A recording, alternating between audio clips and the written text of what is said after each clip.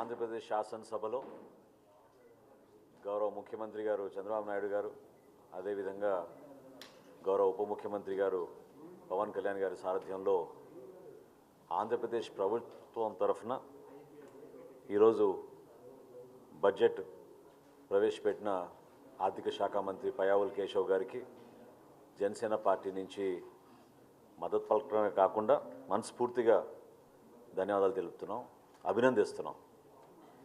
రాష్ట్రంలో ఈ రోజున ఉన్న ఆర్థిక పరిస్థితుల్ని బేరేజ్ వేసుకుని అనేక ఇబ్బందులకి గురైన మన ఆంధ్రప్రదేశ్కి గత పాలకులు ఏ విధంగా ఆర్థిక విధ్వంసాన్ని పాటించారో, ఎంత నష్టం కలిగించారో వీటన్నిటినీ కూడా కూలంకుషంగా ఆలోచించుకుని చర్చించి లోతుగా అవగాహన వచ్చిన తర్వాత ఈ రోజున 3,22,359 కోట్ల రూపాయలతోటి బడ్జెట్ ప్రవేశపెట్టి ఆంధ్రప్రదేశ్ భవిష్యత్తు కోసం రాబోయే రోజుల్లో ఏ విధంగా ఒక మార్పు తీసుకురావాలనే ఒక చక్కటి సంకేతం పంపడానికి కోసం చేసిన ప్రయత్నాన్ని మనస్ఫూర్తిగా జనసేన పార్టీ నుంచి మేమందరం కూడా మా పార్టీ అధ్యక్షులు పవన్ కళ్యాణ్ గారి ఆదేశాల మేరకు ఈ బడ్జెట్ని మనస్ఫూర్తిగా మేము సమర్థించుకుంటూ ప్రజల్లోకి తీసుకెళ్లాల్సిన బాధ్యత మాపైన ఉంది. ప్రత్యేకంగా క్యాపిటల్ ఎక్స్పెండిచర్ మూలధన వ్యయాన్ని ఏ విధంగా గత 4 సంవత్సరాల్లో ఏమాత్రం మౌలిక సదుపాయాల కల్పనలో కానివ్వండి, లేదా రాష్ట్రంలో పెట్టుబడులు రావడం కోసం ప్రధానమైన ఆకర్షితమైన నిధులు వైసీపీ ప్రభుత్వం ప్రవేశపెట్టలేదో దానిపైన ప్రత్యేకంగా ఈసారి సుమారు 47,000 కోట్ల రూపాయలు కమిట్ అవ్వడం అనేది నిజంగా మేమందరం కూడా హర్షిస్తున్నాం. రాబోయే రోజుల్లో రాష్ట్ర వ్యాప్తంగా అభివృద్ధి కార్యక్రమాలు జరగాలి. దానికి అవసరమైన ఈ క్యాపిటల్ ఎక్స్పెండిచర్ ఖచ్చితంగా ప్రజల్లోకి తీసుకెళ్లే విధంగా పారిశ్రామికవేత్తలు కానివ్వండి, ప్రతి గ్రోత్ కారిడార్లో కూడా మనం అభివృద్ధి కార్యక్రమాలు చేయడానికి ఈ 47,000 కోట్ల రూపాయల క్యాపిటల్ ఎక్స్పెండిచర్ ఉపయోగపడుతుందని మనస్ఫూర్తిగా మేమందరం కూడా ఈరోజు హర్షం వ్యక్తపరుస్తున్నాం. అదేవిధంగా సూపర్ 6 ఏదైతే ఎలక్షన్కి ముందు ఒక మేనిఫెస్టో రూపొందించి Telugu Desam party, Janasena party, Bharatiya Janata party కలిసి ప్రజల్లోకి తీసుకెళ్ళామో ఆ సూపర్ 6 అమలయ్యే విధంగా ఈరోజు ఈ బడ్జెట్లో చేసిన కేటాయింపులు మనందరం కూడా మనస్ఫూర్తిగా అభినందించాలి. ప్రజలకి ఉపయోగపడే విధంగా ఎప్పుడు పేదవాడు ఆ కుటుంబాన్ని ఆదుకోవడానికి కోసం ప్రవేశపెట్టిన ఈ పెన్షన్ల పథకం ఎంత ఖర్చైనా సరే ప్రతి కుటుంబానికి అందించాలనే ఆలోచనతో తీసుకొచ్చిన కార్యక్రమాన్ని ఈ సూపర్ 6లో భాగంగా ఈ బడ్జెట్లో కూడా దాన్ని పూర్తి స్థాయిలో కేటాయింపులు జరిగినాయి. అదేవిధంగా దీపం 2 పథకం ప్రతి కుటుంబానికి సంవత్సరానికి 3 గ్యాస్ సిలిండర్లు ఉచితంగా ఇచ్చే కార్యక్రమం గత దీపావళిలో ప్రారంభించాం. అది రాష్ట్ర వ్యాప్తంగా ఈ రోజుకి దాదాపు 94 లక్షల లబ్ధిదారులకి అందించడం జరిగింది. రాబోయే సంవత్సరంలో బడ్జెట్లో 2,600 కోట్ల రూపాయలు దానికోసం కేటాయించడం అనేది మనస్ఫూర్తిగా మేము ఆర్థిక మంత్రి గారిని, ప్రభుత్వాన్ని ఈ విధంగా ఈ రోజున బడ్జెట్లో పెట్టినందుకు మనస్ఫూర్తిగా వాళ్ళని అభినందిస్తున్నాం. అదేవిధంగా అన్నదాత సుఖీభవ అనే పథకానికి రైతు సోదరులందరూ కూడా ఉపశమనం కలిగే విధంగా కష్టకాలంలో ప్రభుత్వం నుంచి, కేంద్ర ప్రభుత్వం నుంచి వచ్చే 6,000 రూపాయలు అది 10,000 రూపాయలకి పెంచుతామని ప్రతిపాదించారు వాళ్ళు. అయినా కానీ గతంలో ఇచ్చిన హామీ మేరకు సూపర్ 6లో మేము ఎలక్షన్ ముందు ఇచ్చిన హామీ మేరకు ఆ 20,000 రూపాయలు మన రైతు సోదరులందరూ కూడా అందించడానికి ఈ రోజున బడ్జెట్లో కేటాయించినాం. అన్నింటికన్నా ముఖ్యం, గతంలో గౌరవ ముఖ్యమంత్రి గారు దీనికి హామీ ఇచ్చారు, అనేక సందర్భాల్లో మాట్లాడారు. కానీ ఈరోజు బడ్జెట్లో తల్లికి వందనం కార్యక్రమం అనేది ఎట్టి పరిస్థితిలో కూడా మే మాసంలో ప్రతి కుటుంబానికి చదువుకునే బిడ్డకి 15,000 రూపాయల చొప్పున రాష్ట్ర వ్యాప్తంగా ఒక అద్భుతమైన కార్యక్రమం తీసుకెళ్ళే విధంగా ఈరోజు 9,407 కోట్ల రూపాయలు కేటాయించడం అనేది నిజంగా మనందరం కూడా ఎంతో హర్షం వ్యక్తపరచాల్సిన సందర్భం ఉంది. మన ఉప ముఖ్యమంత్రి గారు ఆయన ఆధ్వర్యంలో పంచాయతీరాజ్ శాఖలో గతంలో జరిగిన అవకతవకలు, వాళ్ళకి పరిపాలన చేతగాక ఏ విధంగా రాష్ట్రానికి నష్టం జరిగిందో ఈ సందర్భంగా ఈరోజు బడ్జెట్ సమావేశాల్లో కూడా ప్రసంగంలో చాలా స్పష్టంగా ప్రజలందరికీ తెలిసే విధంగా అర్థమైంది.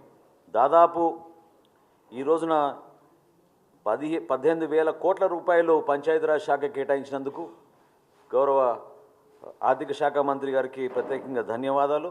గతంలో కేంద్ర ప్రభుత్వం ఇచ్చిన 13,499 కోట్ల రూపాయలని వీళ్ళు సక్రమంగా వినియోగించుకోకపోవడం వలన రాష్ట్రానికి జరిగిన నష్టంతో కేవలం 2,255 కోట్ల రూపాయల ప్రతిపాదనలు పంచాయతీరాజ్ శాఖలో గత ప్రభుత్వం చేసిన నిర్వాహకం వల్ల ఎంత నష్టపోయామో ఈరోజు బడ్జెట్ ప్రసంగంలో ఆయన చాలా స్పష్టంగా చెప్పారు. ఏమైనప్పటికీ ఒక కొత్త ఆలోచనతో, కొత్త విధానంతో పవన్ కళ్యాణ్ గారు ఉప ముఖ్యమంత్రిగా, పంచాయతీరాజ్ శాఖ మంత్రిగా గతంలో ఎన్నడూ లేని విధంగా గ్రామాల్లో రోడ్ నెట్వర్క్ పెంచడానికి కోసం చేస్తున్న ప్రయత్నం మనందరం కూడా చూస్తూనే ఉన్నాం. సుమారు 4,300 కిలోమీటర్ల ప్రతిపాదనలు రోడ్ల రూపంలో ముందుకు తీసుకురాగా ఆల్రెడీ 3,000 కిలోమీటర్లు పూర్తయినాయి. 1,300 కిలోమీటర్లు మార్చి నెలాఖరు కల్లా పూర్తయ్యేటట్టు ఒక అద్భుతమైన ప్రణాళిక సిద్ధం చేసుకుని ప్రజల్లో తీసుకెళ్తున్నాం. దీంతో పాటు ఈరోజు క్యాబినెట్లో కూడా అదేవిధంగా ఈరోజు శాసనసభలో ప్రవేశపెట్టిన బడ్జెట్లో కూడా మీ అందరూ చూశారు. ప్రతి ఇంటికి సూపర్ 6లో నినాదం, ప్రతి ఇంటికి కూడా రక్షిత మంచినీటి పథకం అందించే విధంగా ఒక కార్యక్రమం చేపట్టబోతున్నాం. అది పంచాయతీరాజ్ శాఖ ద్వారా 95,44,000 కుటుంబాలకి ఆ నీటి సౌకర్యం అందే విధంగా తాగినీటి సరఫరా చేయడానికి కోసం దీనికోసం కూడా ప్రతిపాదించడం జరిగింది. ముఖ్యమంత్రి గారికి అదేవిధంగా ఉప ముఖ్యమంత్రి గారికి ప్రత్యేకంగా మనం ఈ సందర్భంగా ధన్యవాదాలు తెలుపుకోవాలి. ఎందుకంటే కేంద్రంలోని జలజీవన్ మిషన్ 2024కే వాళ్ళు దాన్ని ముగించాలనే ప్రయత్నం చేశారు. వాళ్ళకి ప్రతిపాదనలు సిద్ధం చేసుకున్నారు. కానీ వీళ్ళిద్దరి చొరవ వలన ఈరోజు భారతదేశంలో ఆ కార్యక్రమాన్ని మరొక 4 సంవత్సరాలు ఎక్స్టెండ్ చేసే విధంగా ఒక ప్రయత్నం చేసినప్పుడు కేంద్రం దాన్ని గుర్తించి ఈ రోజున మనకి రాష్ట్ర వ్యాప్తంగా కూడా ప్రతి ఇంటికి జలజీవన్ మిషన్ ద్వారా నీటి సరఫరా అందించడానికి చేస్తున్న కార్యక్రమాన్ని మనందరం కూడా మనస్ఫూర్తిగా అభినందించాలి. అదేవిధంగా ఈరోజు వ్యవసాయ శాఖ నుంచి గౌరవ మంత్రివర్యులు అచ్చెన్నాయుడు గారు ప్రవేశపెట్టిన వ్యవసాయ బడ్జెట్ని కూడా మనస్ఫూర్తిగా మేమందరం కూడా అభినందిస్తున్నాం. వ్యవసాయ రంగానికి ఉద్యాన శాఖలో 13,862 కోట్ల రూపాయలు కేటాయించి మన రాష్ట్రంలో అన్నదాతకి అన్ని విధాలుగా ఒక అండగా నిలబడడానికి, ఒక భరోసా ఇవ్వడానికి కోసం చేస్తున్న కార్యక్రమాన్ని మనందరం కూడా మనస్ఫూర్తిగా అభినందిస్తున్నాం. పౌర సరఫరాల శాఖ నుంచి ఈ సంవత్సరం ధాన్యం కొనుగోలు విషయంలో గతంలో ఎప్పుడు లేని విధంగా 33 లక్షల మెట్రిక్ టన్నుల ధాన్యం ఈ ఖరీఫ్ మాసంలో సేకరించాం. 33 లక్షల మెట్రిక్ టన్నుల కోసం 5,40,000 మంది రైతుల దగ్గర నుంచి ధాన్యం కొనుగోలు చేసినప్పుడు కనీ వినియోగ రీతిలో 7,600 కోట్ల రూపాయలు వాళ్ళ ఖాతాల్లోకి 48 గంటల్లోనే మేము జమ చేశాం. అందులో 90% పైన 24 గంటల్లోనే ఆ నిధులు జమ చేయడం అనేది చాలా గొప్ప కార్యక్రమం రాష్ట్ర ప్రభుత్వం నుంచి చేపట్టాం. దాన్ని ప్రత్యేకంగా ఈరోజు తన బడ్జెట్ ప్రసంగంలో మంత్రి గారు కూడా దాన్ని ప్రస్తావించారు. క్షేత్రస్థాయిలో రైతులందరూ కూడా ఒక నమ్మకంతో రైతులు పడిన కష్టాల్ని గుర్తించి ఈ ప్రభుత్వం ఈ బడ్జెట్లో కేటాయింపులు చాలా అద్భుతంగా చేసింది.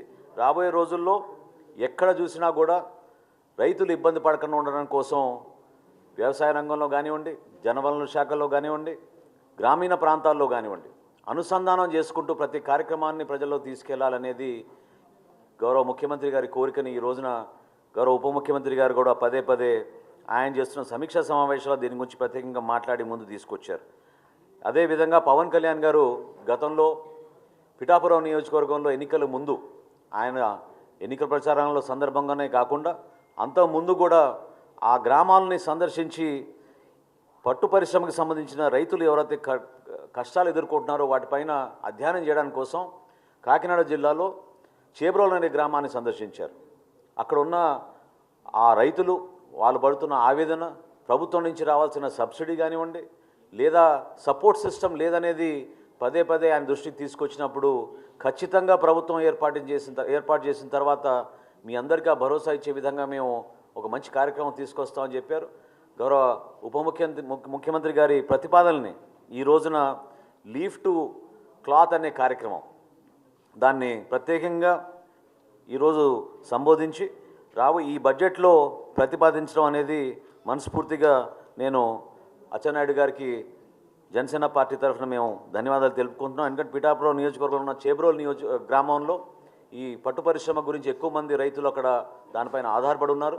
ఆ ప్రాంతానికి మరింత చక్కటి అవకాశాలు కల్పించే విధంగా తీసుకొచ్చిన ఈ ప్రతిపాదనని మనస్ఫూర్తిగా మేము అందరం కూడా అభినందిస్తున్నాం. అదేవిధంగా ఆక్వా రైతుల గురించి గతంలో అనేక సందర్భాల్లో ఆ ప్రాంతాల్లో పర్యటించినప్పుడు ఆక్వా రైతులు పడుతున్న కష్టాల గురించి గత ప్రభుత్వం వైసీపీ హయాంలో ఆక్వా రంగాన్ని ఏ విధంగా దెబ్బకొట్టిందో అక్కడ ఉన్న రైతులందరికీ బాగా తెలుసు. వీళ్ళు ఒక మాఫియాలాగా ఏర్పడి ఆ ప్రాంతంలో కష్టపడి సాగు చేసుకుంటున్న ఈ రైతులకి, ఈ ఆక్వా రంగంలో ఉన్న రైతులందరికీ కూడా అనేక సందర్భాల్లో వాళ్ళు ఇబ్బంది పడిన సందర్భంలో ₹3.85 వాళ్ళు యూనిట్ విద్యుత్ ఛార్జ్ పెంచారు. దానికి అప్పుడే గతంలో గౌరవ ముఖ్యమంత్రి గారు చంద్రబాబు నాయుడు గారు, అదేవిధంగా ఉప ముఖ్యమంత్రి గారు పవన్ కళ్యాణ్ గారు మాట ఇచ్చారు, తప్పకుండా ఈ రైతుల్ని ఆదుకునే బాధ్యత మేము తీసుకుంటాం, దానికి ఒక ఉపశమనం కలిగే విధంగా ఈ రోజున బడ్జెట్ ప్రసంగంలో కేవలం ₹50 యూనిట్ ప్రతిపాదిస్తూ ఆక్వా రంగాన్ని కూడా కాపాడే విధంగా మనకి ఆంధ్రప్రదేశ్ నుంచి ఎక్కువగా మనకి ఎక్స్పోర్ట్ జరిగేది ఆక్వా రంగం నుంచే. ఆ రంగాన్ని మరొకసారి కుదేలు కాకుండా భద్రపరిచే విధంగా వాళ్ళకి ఆ గౌరవం నింపే విధంగా తీసుకున్న ఈ చర్యలందరినీ కూడా మేము మనస్ఫూర్తిగా సమర్థిస్తున్నాం. రాబోయే రోజుల్లో రాష్ట్రానికి ఖచ్చితంగా ఒక మంచి ప్రభుత్వం ద్వారా, ఒక మంచి నాయకత్వం ద్వారా ప్రజలందరూ కూడా ఒక నమ్మకంతో, విశ్వాసంతో మేము చేస్తున్న ఈ కార్యక్రమాల్ని ఆస్వాదించే విధంగా, అది మౌలిక సదుపాయాల కల్పనలో కానివ్వండి, అభివృద్ధి కార్యక్రమాల్లో కానివ్వండి, లేదా సంక్షేమ కార్యక్రమాల్లో కానివ్వండి, అన్నిటినీ కూడా ప్రజలకి అంకిత భావంతో పనిచేసే విధంగా ఈ బడ్జెట్ని ఈ రోజున ప్రవేశపెట్టడం జరిగింది. దానికి మనస్ఫూర్తిగా గౌరవ ఉప ముఖ్యమంత్రి గారు పవన్ కళ్యాణ్ గారి తరఫున, జనసేన పార్టీ తరఫున మేము అందరం కూడా ఈ బడ్జెట్ని స్వాగతిస్తూ ఈ ప్రభుత్వానికి మరింత బలం నింపే విధంగా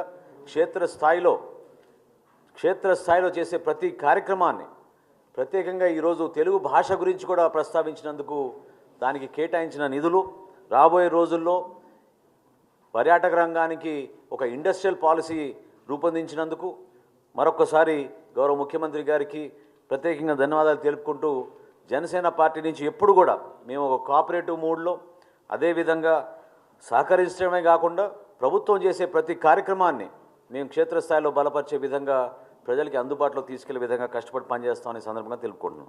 థ్యాంక్ యూ.